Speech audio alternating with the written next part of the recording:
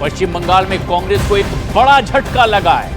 अब टीएमसी के बाद लेफ्ट ने भी लोकसभा चुनाव के लिए अपनी पहली लिस्ट जारी कर दी है, क्योंकि कांग्रेस और लेफ्ट में अब तक के सीट शेयरिंग पर बात ही नहीं बन पाई है। और इसके बाद लोकसभा चुनाव के लिए टीएमसी की तरह ही लेफ्ट ने भी पश्चिम बंगाल के लिए अपनी लिस्ट जारी कर दी है। 16 उम्मीदवारों के नाम का ऐलान लेफ्ट की ओर से कर दिया गया है। लेफ्ट ने कूच बिहार से नीतीश चंद्र रॉय, जलपाईगुड़ी से देवराज बर्मन और आसनसोल से जहांआरा खान को चुनावी मैदान में उतार दिया है। सीपीएम नेता विमान बसु ने कहा है कि सीट बंटवारे पर कांग्रेस की तरफ से अब तक कोई फुल फॉर्मूला सामने ही नहीं आया है और इसी वजह से अब वो और इंतजार नहीं कर सकते। लोकसभा चुनाव से पहले पश्चिम बंगाल में तृणमूल कांग्रेस को एक बड़ा झटका लगने वाला है। टीएमसी नेता अर्जुन सिंह आज बीजेपी में शामिल होंगे और इतना ही नहीं, अर्जुन सिंह ने दावा यह किया कि उनके साथ टीएमसी सांसद और शुभेंदु अधिकारी के भाई दिव्येंदु अधिकारी भी बीजेपी में शामिल होने वाले हैं। 2019 लोकसभा चुनाव में पश्चिम बंगाल के उत्तर 24 परगना की सीट से चुने जाने के बाद अर्जुन सिंह टीएमसी में शामिल हो गए थे और उन्होंने पिछले लोकसभा चुनाव से पहले भी टीएमसी छोड़ दी थी, लेकिन 2022 में वो टीएमसी में लौट आए थे। हालांकि अर्जुन सिंह ने साफ कहा कि वो टिकट के लालच में बीजेपी में शामिल नहीं हो रहे हैं, बल्कि ये फैसला उन्होंने बैरकपुर को बचाने के लिए किया है।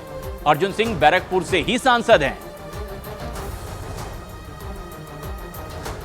चर्चा आपके नाम की हो रही है पिछले कुछ दिनों से और आज भाजपा में ज्वाइन कर रहे हैं, बड़ा खुलासा। ये भाजपा में तो ज्वाइन करेंगे, ये तो फाइनल ही है। अब समय और काल मैं बता दूंगा कि किस समय ज्वाइन करूंगा, लेकिन ज्वाइन कर रहा हूं, इसमें कोई संदेह नहीं। तो दिल्ली से संकेत मिल गया, ये कह सकते हैं? हाँ, संकेत तो पॉजिटिव मिला ही है। उसी के बाद मैं ये बोल रहा हूँ कि मैं भाजपा ज्वाइन करूँगा। किससे बात हुई है, कह सकते हैं गृह मंत्री से खास तौर पर आप संपर्क? ये बताना सही नहीं है। भाजपा में क्लियरेंस हो चुका है, भाजपा ज्वाइन करूँगा। क्या आज ही ज्वाइन करेंगे? अब इसका फैसला 1:30 बजे करीब हो जाएगा कि मैं कब और कहाँ ज्वाइन करूँ। दिल्ली में ज्वाइन करना चाहते हैं पिछली बार की तरह, या कलकत्ता में झंडा थामेंगे? अब ये भी ठीक होगा 1:30 बजे। एक सवाल ये कि आप ये दावा कर रहे थे, आपके साथ एक और बड़ा नाम आज क्या टीएमसी से फोड़ रहे हैं? निश्चित रूप से टीएमसी से ही आएंगे, तभी तो ये होगा। कौन आज आपके अलावा एक और नाम आप कह रहे हैं, कौन ज्वाइन कर रहा है? कोई इशारा? ये तो मैं नहीं बता पाऊंगा, लेकिन विधायक, सांसद? ये सूचना भी देना सही नहीं है।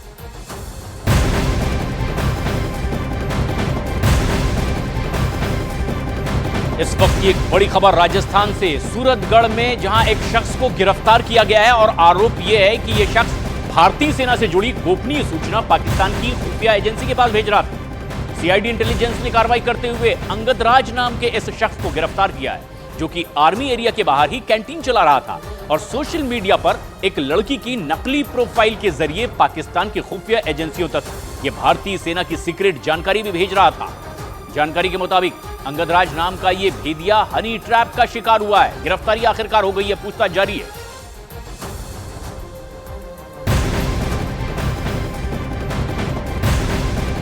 एक बड़ी खबर इस वक्त की उत्तर प्रदेश से, जहां यूपी के पूर्व कैबिनेट मंत्री गायत्री प्रजापति के ठिकानों पर छापेमारी के बाद ईडी ने उनके बेटे अनुराग प्रजापति को हिरासत में ले लिया है। लखनऊ में अनुराग प्रजापति से ईडी की पूछताछ लगातार जारी है। 12 घंटे तक अमेठी में छापेमारी चली। ईडी ने गायत्री प्रजापति के घर से कई दस्तावेज भी जब्त कर लिए हैं और पूछताछ जारी है। लेकिन यह एक बेहद अहम और बड़ी खबर है। लखनऊ में अनुराग प्रजापति को अब हिरासत में ले लिया गया है। गायत्री प्रजापति के ये बेटे हैं। अमेठी से लखनऊ इन्हें अब लाया गया है और इन्हें आगे की पूछताछ के लिए यहां पर ले जाया गया है। पता यह चला है कि कई अहम दस्तावेज भी ईडी के हाथ लगे। प्रेशर में ज्यादा नहीं बोल सकती, मैं तो लेटी थी, वो कर रहे थे, लेकिन मम्मी को, भाभी को, भाई को मेरे ज्यादा पूछताछ की पड़ताछ कर रहे थे। किस मामले को लेके पूछताछ कर रहे थे, क्या कुछ बताया? कुछ भी नहीं, प्रॉपर्टी के लिए पूछ रहे, बार बार वही चीज पूछ रहे। सब सीज हो गया, हम लोग को पता है। एक ही चीज के लिए बार बार आ रहे, हम लोग क्या दें, कहाँ से दें? जब कुछ है ही नहीं तो कहाँ से दे दें? बस मेरे मम्मी को, पापा को, भाई को, भाभी बस फंसाने के लिए सब साजिश रची गई है। अच्छा, अनुराग को जब ले गए तो क्या कुछ बोले हैं कि किस लिए ले जा रहे हैं, बताए कुछ? नहीं, उन्होंने बोला कि हम लेके जा रहे हैं, आप लखनऊ चलिए। तो वो कहा हम नहीं जा पाएंगे, हमारी हालत ठीक नहीं है, हम बैठ नहीं सकते। तो उन्होंने बोला नहीं कि आपको चलना पड़ेगा।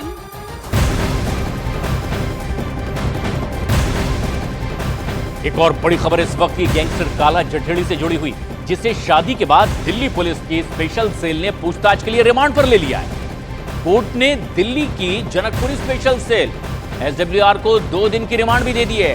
दरअसल काला जठेड़ी और अनुराधा चौधरी की शादी से ठीक पहले जठेड़ी गैंग के 5 शूटर पकड़े गए थे और उसी मामले में पूछताछ के लिए स्पेशल सेल ने अब गैंगस्टर काला जठेड़ी को रिमांड पर लिया है और आगे की पूछताछ की जाएगी।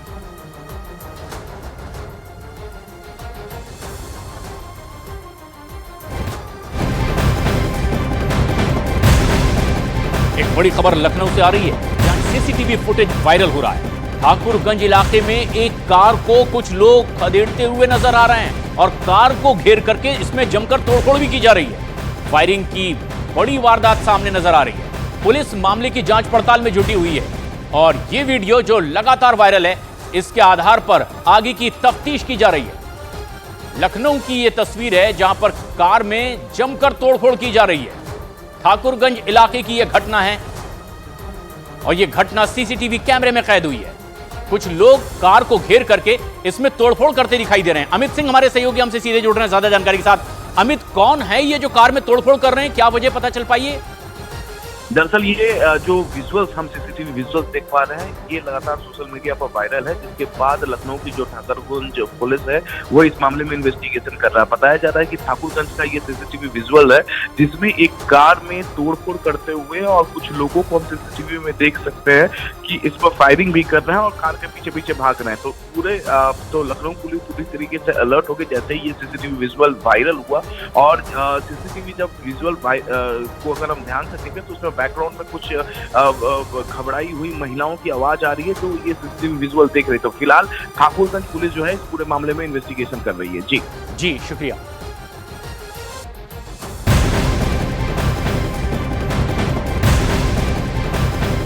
एक और बड़ी खबर, चुनाव आयुक्तों की नियुक्ति प्रक्रिया के नए कानून के खिलाफ सुप्रीम कोर्ट में दाखिल याचिका पर आज सुनवाई होनी है। चुनाव से जुड़े तथ्यों का विश्लेषण करने वाली संस्था एडीआर ने ये याचिका दाखिल की है और ज्ञानेश कुमार और सुखबीर सिंह संधू को नया चुनाव आयुक्त चुन लिया गया। पीएम मोदी की अध्यक्षता में हुई बैठक में दोनों के नाम पर मुहर लग चुकी है। कांग्रेस ने हालांकि इस नियुक्ति पर सवाल खड़े किए हैं। अधीर रंजन चौधरी ने कहा कि वो इस प्रक्रिया को मान्यता नहीं देते और राज्यों के साथ केंद्र में विभिन्न पदों पर सुखबीर संधू काम कर चुके थे। चीफ सेक्रेटरी ये रह चुके हैं पंजाब में सीएम के 1988 बैच के केरल कैडर के आईएएस अधिकारी ज्ञानेश कुमार, जिन्हें की आयुक्त बनाया गया है।